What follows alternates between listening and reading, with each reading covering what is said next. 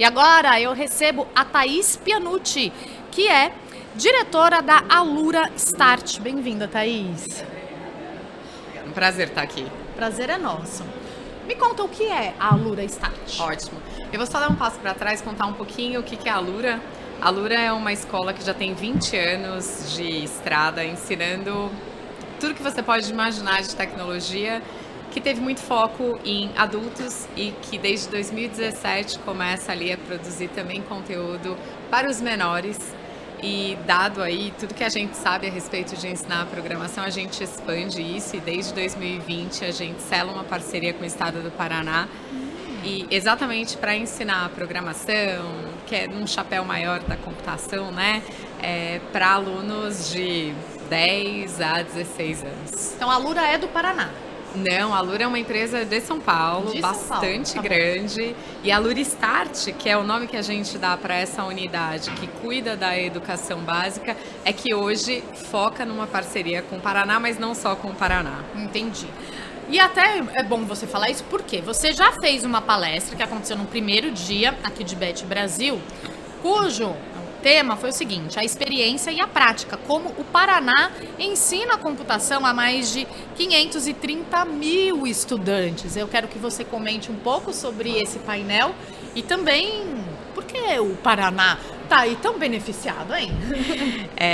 Bom, o painel foi maravilhoso, ele contou com uma embaixadora, que é uma pessoa que está lá no dia a dia fazendo esse projeto acontecer, com o secretário de Educação, que é o Rony Miranda, e com um dos nossos fundadores da Alura, que é o Guilherme Silveira, e a gente discutiu exatamente a importância que é você ensinar nos dias de hoje computação de forma curricular aos alunos, e também qual é a complexidade de fazer isso chegar a 530 mil estudantes, né, de forma sustentável, com bastante qualidade, por meio dos professores da rede. Então a gente discutiu um pouco como é a implantação, e começamos perguntando por que o Paraná resolveu investir nisso, né? E o Paraná fala muito exatamente desse lugar, né? De que para você hoje estar na vanguarda da educação, se você não investe no ensino da computação, e a gente vai acabar falando, né? Que é o letramento digital, é o pensamento computacional, é essa sopa de muitos conhecimentos que estão nesse guarda-chuva, você não vai ter um aluno egresso preparado.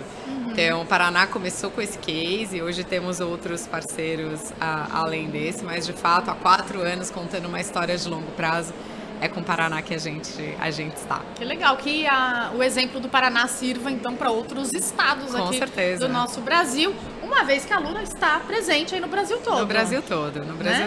A Alura já é bastante grande, a gente tem experiência de mais de 20 anos ensinando tecnologia, então Uau. É uma metodologia própria, então, e somou-se, né, tudo que a gente sabe sobre ensinar tecnologia com conhecimento de um time que veio da educação básica, lá do chão de escola. Então meu time é recheado de muitos professores que de fato vivenciaram o que é fazer gestão de sala de aula, né, pessoas que cuidam de fato de currículo da educação básica. Somou aí 2 conhecimentos ricos e importantes. Vamos falar de letramento digital? Claro. Quais são os desafios hoje no letramento digital? Acho que a gente tem, eu falo que para você chegar para o letramento digital, é inevitável a gente não lembrar que a gente inicialmente vai precisar discutir infraestrutura, que infelizmente não é o campo onde a gente consegue apoiar, mas que a gente vê grandes movimentos no Brasil olhando para isso, né? Mas a partir do momento que a gente ultrapassa esse obstáculo, né, que é um grande obstáculo de infraestrutura, conectividade, a gente tem que fazer, tá? Você de fato olhar para o letramento como mais uma forma dessa criança, desse adolescente ser alfabetizado. Antes, né, a gente discutia o quanto a gente tem alunos egressos que são iletrados, que são alunos copiistas. Eu acho que daqui 5, 10 anos a gente vai estar tendo essa mesma discussão sobre o letramento digital. Alunos que vão só ser consumidores dessas inúmeras tecnologias que perpassam a nossa vida, mas que não serão capazes de entender como ela acontece, qual é a linguagem daquele computador que entende aquele usuário, qual a capacidade criativa que ele tem a partir do momento que ele aprende o letramento digital. E aí, desculpa, só pontuando uma coisa que eu também acho vital, a gente vai falar um pouco, talvez, também de outro obstáculo, mas a gente vai ter que olhar para a formação de professores nesse caminhar também. Sim, com certeza. Chegou a pergunta aqui, eu já vou fazer a pergunta que chegou legal. no chat. Mas, num país que estamos, né, onde o analfabetismo é tão grande, como é que a gente consegue colocar ali o letramento digital nessa escala? Claro que aqui eu falo também de um lugar de crença, né? Estou fazendo isso, né? E vejo isso acontecer. É claro que para você subir para o nível do letramento digital, a gente não pode esquecer que esse aluno precisa estar amplamente letrado no nosso idioma antes disso. Mas para mim é quase segunda importância, né? Hoje, se você se torna apenas um consumidor de rede social, de conteúdo, se você não entende... Às vezes a gente fala com os alunos e a primeira vez que eles têm o contato com um mouse e um teclado é nas aulas que eles têm na sala de aula. Então, por mais que a gente fala que essa geração ela é nativa digital, o que a gente diz é que eles são consumidores digitais. Só que talvez pior, não sei se pior é a palavra, mas acho que mais complexo do que os iletrados no nosso idioma, eles de fato não tinham acesso. Hoje nós temos iletrados digitais com acesso, que são dominados por essa tecnologia, pelos conteúdos, pelos algoritmos que estão por trás das telas, né? Então, se você não dá conhecimento, a gente acredita que a gente pode aumentar ainda mais a desinformação, sim, né? Sim. E, inclusive porque a internet, né, o ambiente digital, ele é uma terra muito vasta, né? Onde você tem muitos caminhos. Se você não tem o mínimo de conhecimento de como as coisas funcionam e qual a linguagem por trás, e esse é o letramento, né? Você vai inevitavelmente ser abarcado por coisas que você pode acreditar que são reais e não são. Verdade. Gente, esse assunto rende, hein? Olha, a Daiane Reis, ela tá interessada um pouco na sua história, Thaís. Ela quer saber como surgiu o seu interesse pelo letramento digital e pede para você falar sobre a sua trajetória até o interesse para o letramento. Que legal. Bom, eu sou filha de professores, né? Eu sou a história da pessoa que, né, morei na periferia. E a minha trajetória começa de um jeito bem diferente, tá? Eu tenho 10 anos de mercado financeiro. Nossa. Onde sou extremamente grata, aprendi muitas coisas ali. Mas em algum momento, lembrando inclusive do meu berço, sou filha de um professor e de uma pessoa que era bedel de uma escola da prefeitura. Eu lembrei que eu estava lá por eles, né, e para eles. Decido ir para a educação, chego na educação e trabalho em 2 grandes conglomerados. Fui gestora de escola, então estive lá no chão de fábrica não, no chão da educação, no chão da educação, entendendo como as coisas funcionam, como as coisas operam. Então estou aí, vou fazer 9 anos de educação básica e chego na Alura exatamente por acreditar que sem esse conhecimento a gente vai aumentar as nossas desigualdades. Sem esse conhecimento, a gente tende a ter uma geração cada dia mais fácil de ser manejada. Exatamente porque é o que eu comentei, né? Antes, se você não sabia ler, você não acessava aquele livro. E isso ainda é um bloqueio muito importante e necessário de ser visto. Hoje, se você não tem letramento digital e você abre o celular, ele vai te dar alguma coisa. Vai chegar alguma coisa para você, por mais que você não saiba exatamente ali onde clicar. Uma vez que você entra em alguma rede social, então, isso vem aos montes. Então, é isso, você não tem nem a barreira do acesso. Ele vai vir, e se você não conhece como as coisas caminham por ali, você vai entender que tudo que você está vendo é real e nem tudo é. Sim, muito interessante essa distinção das barreiras e muito bacana ouvir a sua história, porque tudo isso compõe quem você é e o quanto você contribui, né, para a empresa. Isso é muito fascinante.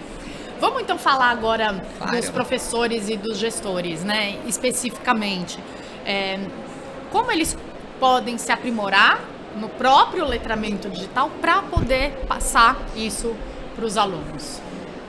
Vai ser inevitável termos formação. Assim. Hoje, na nossa atuação, a gente, claro, entrega conteúdo, Mas tem um grande alicerce que também estrutura a nossa entrega, que é a formação de professores. Só para vocês terem ideia, hoje no Projeto do Paraná a gente tem 3 turmas de formações semanais a respeito do conteúdo que ele dá, que tem ali pensamento computacional, por meio da programação, e tudo isso, que antecede isso é o letramento digital, né? Que é entender ali como as coisas operam dentro do mundo digital. Então, uma coisa para quem está hoje já na rede, né, lecionando, a gente vai ter que investir em grandes horas formativas, que é inclusive hoje o que a gente faz. Quando a gente fala de professor, a gente precisa discutir isso na academia também, né? O quanto nas formações de licenciatura e pedagogia, a gente tem que ir lá falar do pensamento computacional, né? Lá colocar esses professores de fato com os devices, né? Eu falo que como que você vai ensinar um aluno a escrever sem ele pegar no lápis e desenhar suas primeiras garatujas? É impossível. Como você vai falar de letramento digital teorizando num livro o que são as coisas? Você vai ter que colocar esse professor e esse estudante com os devices na mão, né? Com um computador, com um celular, um Chromebook, o que for, para que de fato ele vivencie. Assim como a gente letra as crianças, assim, a gente letra as crianças olhando as suas primeiras garatujas. E é assim que ela avança, né? Para organizar a escrita, da esquerda para a direita. Didáticos, então, né, temos ali esse caminho. Por que não ter o mesmo caminho no letramento digital? Perfeito. Né? Conteúdo organizado vai ajudar muito. Pensando nisso, as aulas de computação, elas ajudam no letramento digital? Uma coisa não existe sem a outra. Eu falo que, outro dia eu vi uma notícia que era assim, nativos digitais têm dificuldade de usar o computador nas suas primeiras semanas do trabalho. E quando eu vi essa notícia, eu falei, os alunos do Paraná não. Aí aqui eu fui um pouco metida. E por quê? A aula de computação é no computador. E os primeiros passos, para um dia ele ir lá programar, entender o que é lista, recursão, laço de repetição, que são conceitos né, que ele aprende para programar, ele vai ter que mexer no mouse, ele vai ter que mexer no computador, ele vai ter que entender como são atalhos. Isso faz parte do conteúdo, né? Então, sim, as duas coisas vão juntas, né? Eu brinco que o teclado é o grande caderno, né? Sim, e que ali verdade, ele opera o letramento que ele vai ganhando, né?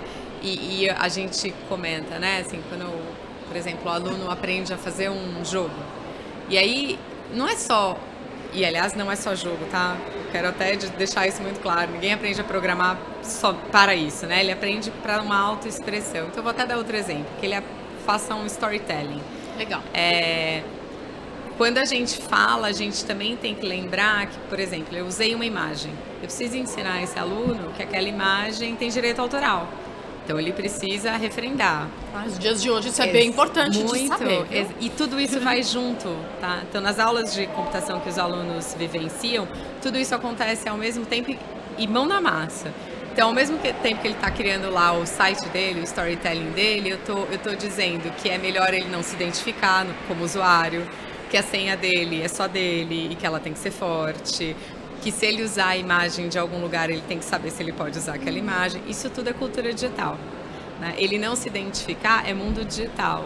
Então, todas essas coisas, elas estão juntas no que a gente faz no dia a dia. Nossa, isso é de extrema importância até para um convívio social, né? Porque um adolescente, principalmente, adora fazer uma brincadeira com o outro, dar uma zoada, né? Claro. E aí nisso, para cair num bullying, para cair num uso indevido e tudo mais, se não tem esse conhecimento e adquirir esse conhecimento por meio dessas aulas, desse letramento, é fenomenal, muito interessante isso. Por isso que eu me apaixonei.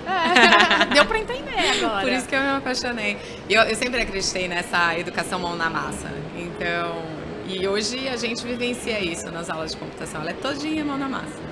Agora, com números tão expressivos aí do Paraná, né? 530 mil estudantes Você tem algum case, algo que você queira contar aqui? Nossa, a gente algo tem, diferente que a gente aconteceu? tem tantos. A gente conta, eu vou contar alguns pequenos, assim. A gente tem, os alunos escrevem num fórum pra gente, né? Então ali a gente vê, inclusive, alunos falando, estava desistindo da escola até o Alura chegar, eles chamam a gente de o Alura. Que legal. E entender ali como mais uma possibilidade, assim. As famílias da maioria dos nossos alunos não conhecem o mercado de tecnologia, né? E a partir do momento que ele tem uma aula disso, ele entende isso como mais uma possibilidade de jornada. É muita coisa junta, sabe? Quando você ensina isso dentro da escola, além de dar mais mecanismos de sobrevivência, né, nesse mundo digital, você amplia as possibilidades de jornada dele. Mas a gente teve um caso recente é muito interessante a conexão dos autistas com o nosso conteúdo.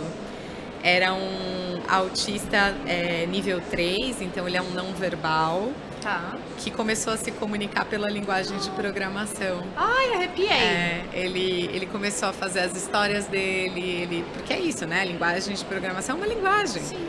Você pode criar a sua história, como eu acabei de contar, e ele encontrou ali a sua forma de se comunicar com o mundo. Nossa, eu imagino a emoção da família.